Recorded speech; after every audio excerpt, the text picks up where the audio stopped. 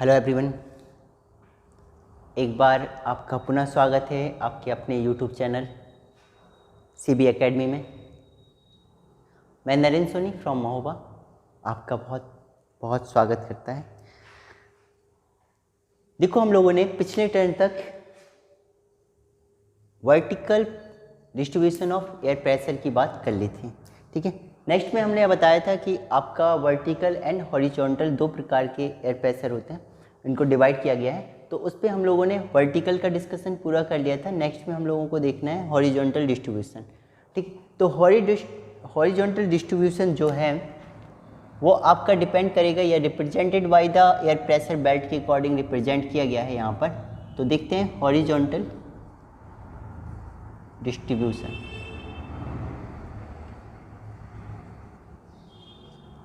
मतलब क्षैतिज वितरण,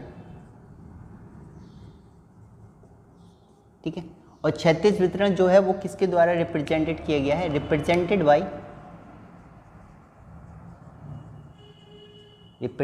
बाय द प्रेशर बेल्ट।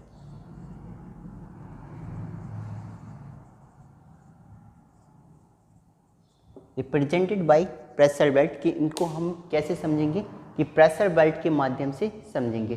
तो देखो, यहाँ पे मैंने एक फिगर बना के रखा है आप लोगों के लिए कि जैसे ये देखो, आपको पता है कि जो ये लाइन है, ठीक है, कि जो ये लाइन है ये जो आपकी होती है कौन सी लाइन होती है? इक्वेटर लाइन, ठीक है।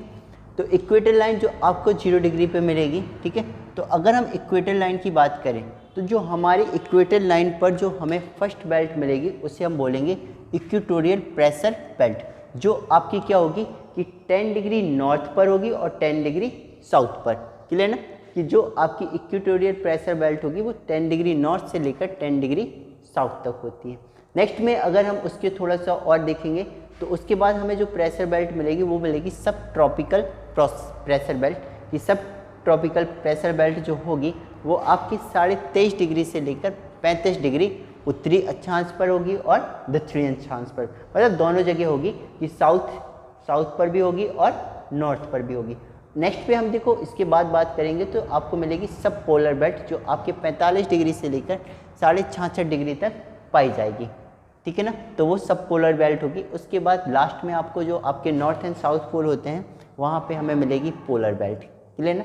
कि एक एक करके हम एक एक का डिस्कशन करेंगे यहाँ पे कि इक्वेटोरियल प्रेशर बेल्ट क्या होती है, इस पर प्रेशर कैसा होगा, कम होगा, ज़्यादा होगा, इन सब चीज़ों के बारे में चर्चा होगी यहाँ पे, ठीक है। नेक्स्ट में 90 डिग्री ये आपके नॉर्थ एंड साउथ पोल पर आपको कौन सी बेल्ट मिलेगी?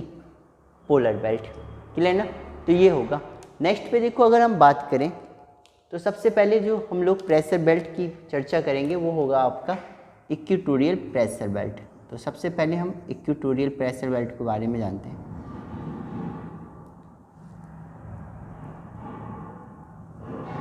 Equatorial pressure belt, equatorial pressure belt जिसे हम हिंदी में कहेंगे भूमध्य रेखीय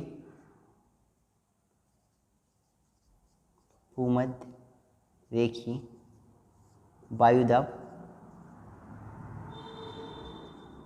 पेटी, भूमध्य रेखीय वायुदाब पेटी, ठीक है। तो देखो, भूमध्य रेखीय जो वायुदाब पेटी है, सबसे पहले हम बात करेंगे ये कहाँ पर होती है? Equator line. और इक्वेटर लाइन की कहाँ पर होगी?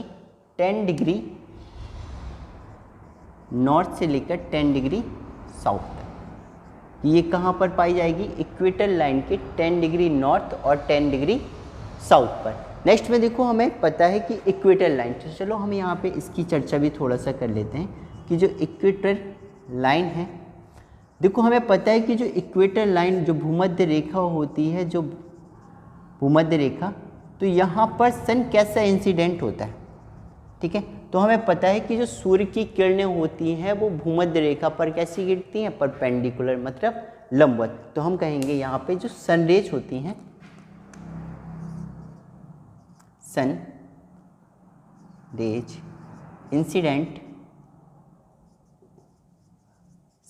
इंसिडेंट परपेंडिकुलर, कैसी हैं? या डायरेक्टली भी कह सकते हो, परपेंडिकुलर मतलब लंबवत गिरती हैं, लंबवत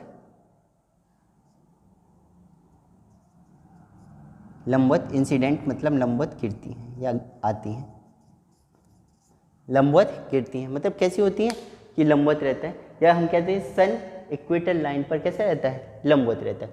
और हमें पता है कि जब सन इक्वेटर लाइन पर लंबवत होगा तो जो इक्वेटोरियल प्रेशर बेल्ट होगी, तो इक्वेटोरियल प्रेशर बेल्ट सन के लंबवत होने के कारण यहाँ पे जो टेम्परेचर होगा वो कैसा हो जाएगा, मैक्सिमम, क्योंकि जब सन लंबवत होगा तो टेम्परेचर कैसा होगा, मैक्सिमम।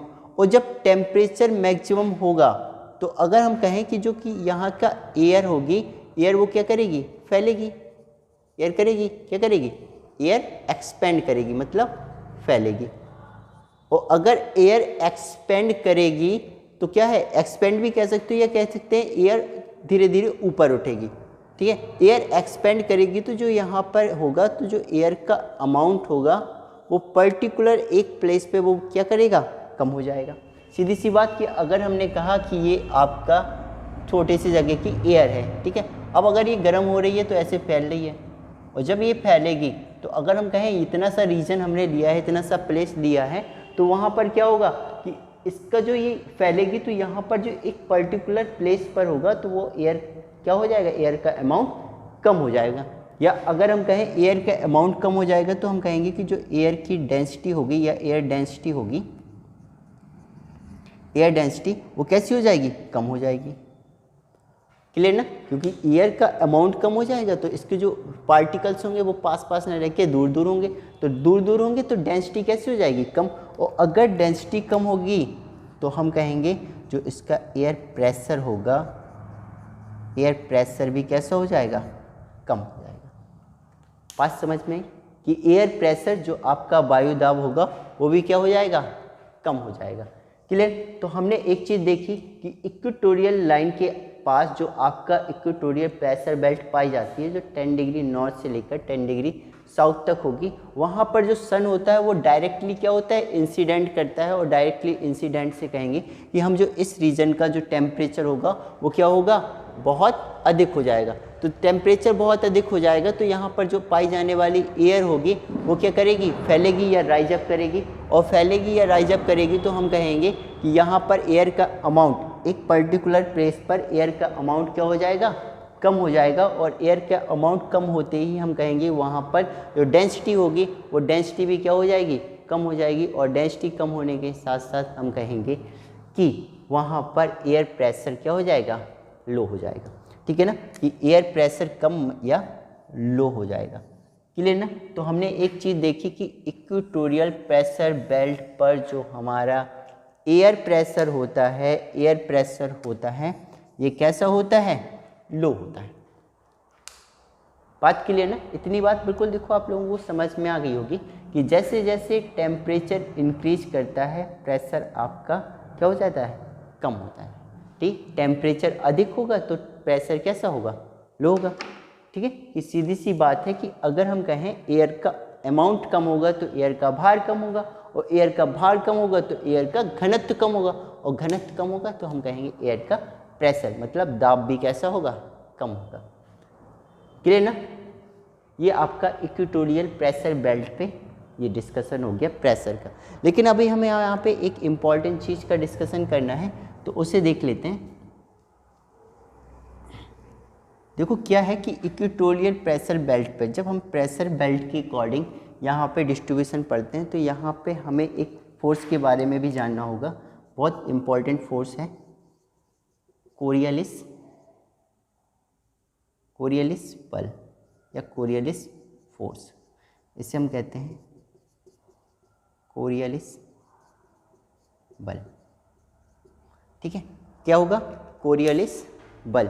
ठीक है, अब अगर हम एक कुछ कोरियलिस बल की बात करते हैं तो सबसे पहले ये क्यों अप्लाइड होता है, कैसे अप्लाइड होता है या कैसे काम करता है, तो हमें ये याद रखना है कि जो कोरियलिस बल है, ठीक है, ये किसके द्वारा अप्लाइड होता है, तो हम कहेंगे applied by rotation of earth. हम कहेंगे applied by rotation of earth. ठीक है, या हम कहेंगे पृथ्वी के घूर्णन के कारण। पृथ्वी के घूर्णन के कारण। किसके कारण होगा? पृथ्वी के घूर्णन के कारण। कि पृथ्वी जैसे जैसे पृथ्वी को आपको पता है कि पृथ्वी अपने अक्ष पर क्या करती है? घूर्णन करती है। तो पृथ्वी के घूर्णन के कारण ही क्या होगा? आपका वहाँ पर एक बल काम करेगा, कोरियोलिस फोर्स। अब ये काम क्या करता है? तो हमें पता है कि जब ये क्या काम करेगा? ये क्या करेगा? विंड की डायरेक्शन को चेंज करेगा, या हम कहेंगे change the direction of wind. ठीक है, कि पवनों की दिशा को बदलता है।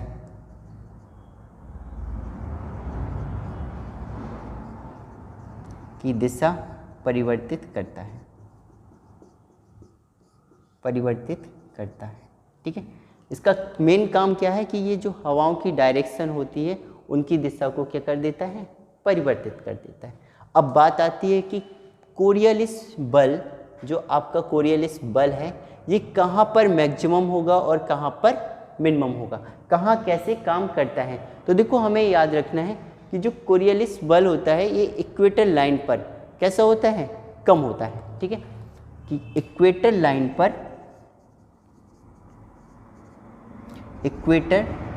पर जो कोरियोलिस बल होता है, CF लिख देते हैं, कोरियोलिस बल क्या होता है? कमज़ोर होता है, या हम कहते हैं वीक होता है, या कहें कम होता है। ठीक है, कैसा होता है? कम होता है। इक्वेटर लाइन पर कोरियोलिस बल क्या है? कमज़ोर होता है। तो अगर ये हम कहें कि इक्वेटर लाइन पर कोरियोलिस बल क्या है? कम है, तो अगर इक्वेटर लाइन पर कोरियोलिस बल कम है तो हम कहेंगे ये विंड का डायरेक्शन चेंज होगा? तो हम कहेंगे विंड का डायरेक्शन चेंज नहीं होगा। क्लियर सी बात ना? कि क्योंकि इक्वेटर लाइन पर कोरियोलिस बल बहुत वीक है, ना के बराबर है, जीरो है, और जीरो है तो हम कहेंगे कि कोरियोलिस बल यहाँ पे बहुत कमज़ोर होने के कारण जो ये इसका जो प्रॉपर्टी थी विंड के डायरेक्शन को चेंज करना, वो विंड के डायरेक्शन को चेंज नहीं कर पाएगा। क्लियर ना? अगर हम मैक्सिमम की बात कहेंगे तो हम कहेंगे ये पोल्स में, यानी कि ध्रुव में क्या होगा? मैक्सिमम होता है। मैक्सिमम मतलब अधिकतम होता है। ठीक है, कि सबसे ज़्यादा कहाँ पर होता है? पोल्स में, और सबसे कम कहाँ पर होगा? इक्वेटर लाइन पे। तो ये इक्वेटर लाइन पर विंड की डायरेक्शन को परिवर्तित नहीं कर पाता है। मतलब यहाँ पर हमें बहुत इम्पॉर्टेंट चीज़ मिलेगी कि कोरियोलिस बल विंड की डायरेक्शन को चेंज नहीं कर पाता है। ठीक है ना? कि ये इक्वेटोरियल प्रेशर बेल्ट पर ये कोरियोलिस बल जो होता है ये विंड की डायरेक्शन को चेंज नहीं कर पाता है। अब अगर हम बात करेंगे तो चेंज नहीं कर पाएगा, तो इस रीजन पर, इक्वेटोरियल प्रेशर बेल्ट के रीजन पर जो हवाएं होंगी वो हवाएं कैसी चलेंगी? जब डायरेक्शन चेंज ही नहीं होगी, जब डायरेक्शन आपकी चेंज ही नहीं हुई, तो जो पवन होंगी, जो हवाएं होंगी, विंड होंगी, ये आपकी सीधी डायरेक्शन पर चलती है। हवाएं या विंड सीधी दिशा में गति करेंगी या सीधी दिशा में चलेंगी। ठीक है, जब सीधी दिशा में चलेंगी तो यहाँ पर क्या होगा? कोई चेंजेस नहीं आ रहा, हवा बह ही नहीं रही। मतलब हवा क्या है? एक अपनी डायरेक्शन पर राइज अप कर रही है, या हम कह रहे हैं अपने बिना चेंज हुए क्या है? बह रही है। अब जब बिना चेंज हुए बह रही होगी तो यहाँ पर जो होगा ये विंड कैसी होगी? शांत होगी। कैसी होगी? शांत होगी। अगर ये विंड कैसी होगी? शांत होगी, तो हम इस क्षेत्र को क्या कहेंगे? शांत क्षेत्र कहते हैं। इस क्षेत्र को क्या कहेंगे? शांत क्षेत्र कहते हैं। और इंग्लिश में इसे बोलते हैं डोल्ड्रम। बहुत इंपॉर्टेंट क्वेश्चन बनता है कि क्या बनता है? डोल्ड्रम। डोल्ड्रम आखिर है क्या? ठीक है, तो हमें याद रखना है कि ये क्या होता है? डोल्ड्रम। डोल्ड्रम एक ऐसा भाग होता है जहाँ पर जो पवनों की दिशा चेंज नहीं होती, मतलब एक ऐसा शांत माहौल क्रिएट हो जाता है। वो क्या होगा? आपकी डोल्ड्रम की कंडीशन उत्पन्न होती है वहाँ पर। ठीक है, क्या कहते हैं? डोल्ड्रम कहते हैं, मतलब शांत क्षेत्र। देखो अब अगर हम बात करें तो डोल्ड्रम कहाँ बनेगा? डोल्ड्रम अगर हम कहें कि इक्वेटोरियल, पूरे इक्वेटोरियल प्रेशर बेल्ट पे होगा तो नहीं होगा। तो हमें याद रखना है कि ये इक्वेटर लाइन के 5 डिग्री नॉर्थ से 5 डिग्री साउथ तक कहाँ तक बनेगा? मैक्सिमम 5 डिग्री नॉर्थ से लेकर 5 डिग्री साउथ तक जो हवाएं होती हैं वो कैसी होती हैं?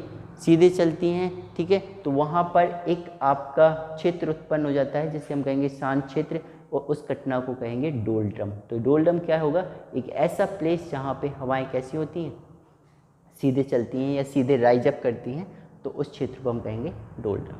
क्लियर ना। तो कोरियोलिस बल्ब आप लोगों को याद रखना है कि कोरियोलिस बल्ब पृथ्वी के घूर्णन के कारण होता है। इसका मेन काम क्या होता है कि ये विंड की डायरेक्शन को चेंज करता है, और इक्वेटर लाइन पर कम होता है और पोल्स पर क्या होता है, मैक्सिमम होता है। बात क्लियर ना। ये आपका इक्वेटोरियल प्रेशर बेल्ट है। मैं नहीं लगता किसी को कोई डाउट होगा। अगर किसी को देखो कोई डाउट है तो आप लोग कमेंट बॉक्स में ज़रूर बताएं कि हमें सर यहाँ समझ में नहीं आया, तो मैं नेक्स्ट लेक्चर में आप लोगों को वो चीज़ें क्लियर कर दूँगा। क्लियर। तो ये आपका क्या होगा, इक्वेटोरियल प्रेशर बेल्ट की भूमध्य रेखीय वायुदाब पेटी। यहाँ पर जो प्रेशर होता है वो कैसा होता है, लो होता है। क्लियर। नेक्स्ट पे डिस्कशन करते हैं। नेक्स्ट में देखो हम लोग पढ़ेंगे पोलर बेल्ट, ठीक है। बाकी दोनों बेल्टों को हम नेक्स्ट लेक्चर में देखेंगे। अभी हम लोग देखेंगे पोलर बेल्ट।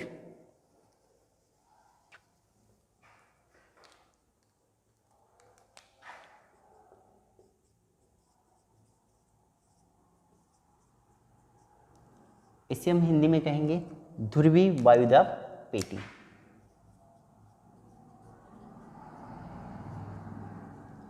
ध्रुवीय वायुदाब पेटी।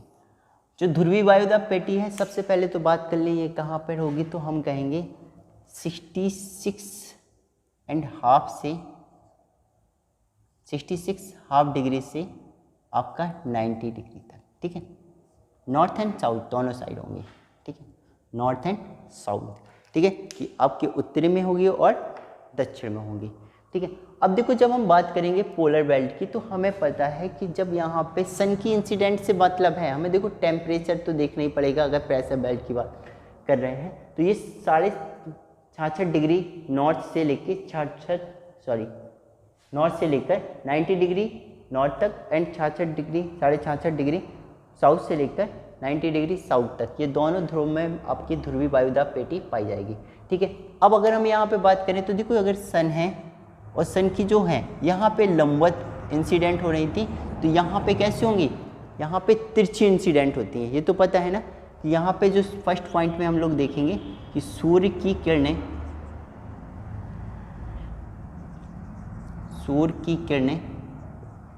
तिरछी पड़ती हैं। कैसी पड़ेंगी, तिरछी इंसिडेंट होती हैं, तिरछी पड़ती हैं। क्लियर ना, कि सूर्य की किरणें तिरछी पड़ती हैं। अब अगर हम बात करें जब सूर्य की किरणें तिरछी पड़ेंगी तो टेम्परेचर कैसा होगा, फिर आगे ना जाओ, कि अगर सूर्य की किरणें तिरछी पड़ेंगी तो जो टेम्परेचर होगा वो कैसा होगा, बहुत कम होगा। टेम्परेचर कैसा होगा, बहुत कम। अब जब टेम्परेचर बहुत कम होगा तो जो यहाँ की एयर होगी वो क्या करेगी, श्रिंक करेगी मतलब सिकुड़ती है। और जब यहाँ पर एयर सिकुड़ेगी तो एयर सिकुड़ने से यहाँ पर एयर का जो अमाउंट होगा या जो एयर डेंसिटी होगी, एयर डेंसिटी वो कैसी होगी, मैक्सिमम। अब एयर की डेंसिटी मतलब एयर का जो घनत्व होगा, वायु का घनत्व, तो वो कैसा हो जाएगा, मैक्सिमम हो जाएगा। और जब एयर का घनत्व तो अधिक हो जाएगा तो हम कहेंगे यहाँ पर जो प्रेशर होगा वो भी क्या होगा, मैक्सिमम होगा। यानी कि प्रेशर कैसा होगा, दाब यहाँ पर अधिक होगा, ठीक है ना। सीधी सी बात, ये टेम्परेचर कम होगा तो जो यहाँ की जो एयर होगी वो सिकुड़ेगी, और एयर सिकुड़ेगी तो एयर की जो डेंसिटी है वो भी क्या होगी, मैक्सिमम हो जाएगी। और एयर की डेंसिटी मैक्सिमम होते ही हम कहेंगे वहाँ पर प्रेशर भी कैसा हो जाएगा, मैक्सिमम हो जाएगा। क्लियर ना। तो हमें यहाँ पता है कि पोलर बेल्ट पर जो प्रेशर होता है, जो पोलर बेल्ट पर जो प्रेशर होता है वो कैसा होता है, मैक्सिमम, अधिक होता है। कैसा होता है, मैक्सिमम अधिक होता है, ठीक है। अब अगेन यहाँ पर भी थोड़ा सा हम डिस्कस कर लेते हैं कोरियोलिस बल्ब की। किसका डिस्कशन करेंगे, कोरियोलिस फोर्स, ठीक है। अब यहाँ पे देखो, अभी हम लोगों ने पढ़ा, देखो कंफ्यूज नहीं होना, यहाँ पे कोरियलिस पढ़ा था हमने, पोलर पर कैसा होता है, अधिक होता है। कोरियलिस बल जो अगर हम कहें तो यहाँ पर क्या होता है, पोलर बेल्ट पर मैक्सिमम, पोल्स पे कैसा होता है, मैक्सिमम। अब जब हम कहें कोरियलिस बल यहाँ मैक्सिमम होगा, तो अब हम बात करें, क्योंकि कोरियलिस बल क्या करता है, एयर को यानी कि विंड को की डायरेक्शन चेंज करता है। अब हम यहाँ पे बात करेंगे पोलर बेल्ट पर, कि पोलर बेल्ट पर कोरियलिस बल काम करता है या नहीं। सबसे पहला क्वेश्चन कि काम करता है या नहीं, तो हम कहेंगे ये यहाँ अप्लाई नहीं होता है, काम ही नहीं करता।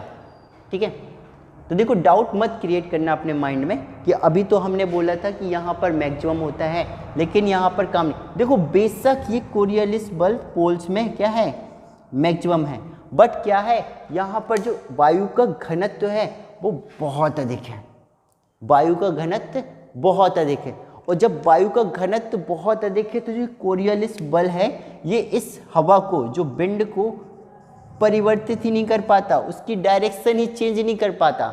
ठीक है, क्योंकि घनत्व बहुत ज़्यादा हो गया, और जब घनत्व बहुत ज़्यादा हो गया तो जो यहाँ पे कोरियलिस बल था ये इसके समान थोड़ा कमज़ोर पड़ गया, और कमज़ोर पड़ गया तो यहाँ पर ये अपना काम ही नहीं कर पाया। क्लियर ना, तो हम कहेंगे पोल्स पर भी पोलर बेल्ट पर कोरियलिस बल क्या होता है, आपका अप्लाई नहीं होता है। ठीक है, तो यहाँ पर कोरियलिस इफेक्ट अप्लाई नहीं होता है। चाहे लिखना चाहो तो लिख लो, एक पॉइंट बना के लिख देते हैं कि Coriolis force not apply, Coriolis force not apply. ठीक है, और क्यों नहीं अप्लाई होता, तो बहुत इजी छोटा सा रीज़न देना कि वायु के भारी होने के कारण, ठीक है, कि वायु के भारी होने, क्योंकि डेंसिटी अधिक हो गई तो वायु के भारी होने के कारण हम कहेंगे कि वायु के भारी होने के कारण जो कोरियलिस बल है इससे इफेक्टिव प्रभावित ही नहीं कर पाता है। ठीक है, कि कोरियलिस फोर्स वायु भारी होने के कारण इससे प्रभावित नहीं कर पाता। क्लियर ना, ये आपका पोलर बेल्ट हो गया। ठीक है, ये पोलर बेल्ट आपका 66.5 डिग्री से लेकर 90 degree north and south pole दोनों में पाई जाएगी। ठीक है, यहाँ पे जो सूर्य की किरणें होती हैं वो तिरछी इंसिडेंट होती हैं, जिसके कारण यहाँ का टेम्परेचर क्या होता है, बहुत कम होता है। और टेम्परेचर बहुत कम होने के कारण हम कहेंगे जो यहाँ पर एयर होगी वो क्या है, एयर सिकुड़ेगी, और एयर के सिकुड़न के कारण यहाँ पर हम कहेंगे कि एयर की डेंसिटी क्या होगी, बढ़ जाएगी, यानी कि एयर डेंसिटी मैक्सिमम होगी। और एयर डेंसिटी बढ़ने के साथ साथ हम कहेंगे उसका प्रेशर भी कैसा होगा, बढ़ जाएगा। तो पोलर बेल्ट पर जो प्रेशर है वो कैसा होगा, मैक्सिमम होगा। और यहाँ पर कोरियलिस फोर्स अफेक्टिव नहीं होता है, क्योंकि यहाँ पर इसकी डेंसिटी या एयर बहुत भारी होती है, जिसके कारण हम यहाँ पे कहेंगे Coriolis force not effective. Clear ना, ये आपका हॉरिजॉन्टल डिस्ट्रीब्यूशन हो गया आपका equatorial pressure belt and polar belt का। ठीक है ना, अगर कोई डाउट हो तो आप हमारे कमेंट्स बॉक्स में ज़रूर बताएं।